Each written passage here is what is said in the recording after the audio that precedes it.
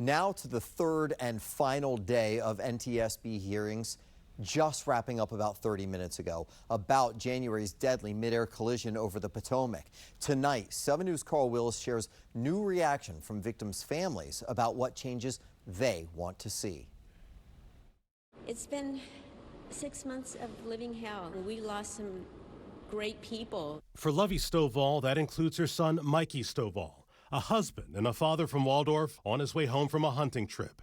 He's one of the 67 people killed when an Army helicopter collided with an American Eagle flight from Wichita. The families, collectively, we've talked. We were angry with the U.S. Army. During these meetings, we did find out that there's a lot of fault with the FAA, too. On the third and final day of NTSB hearings about January's collision, the talk centered around the tools that were not in use that night that some say could have prevented the tragedy, like Army technology that could have broadcast the helicopter's position and why the pilots used visual separation to try to avoid the passenger jet. I'm just worried that this may happen again unless they make changes soon. The mother of Kia Dugans, who was killed in the collision, says the hearings have not instilled confidence in her.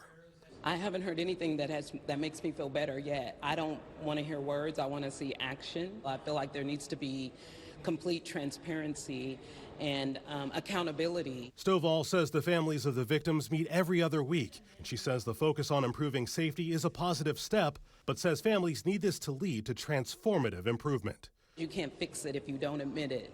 And so I think there needs to be admissions of the system failures. What do you want to see from here? Changes, and we want changes sooner rather than later. I don't want to go through the federal government bureaucracy, dragging your feet on this. Carl Willis, 7 News. 7 News on your side pressed Defense Department officials about the Black Hawk's altimeters and concerns that they were giving conflicting information. Those devices let pilots know how high they're flying.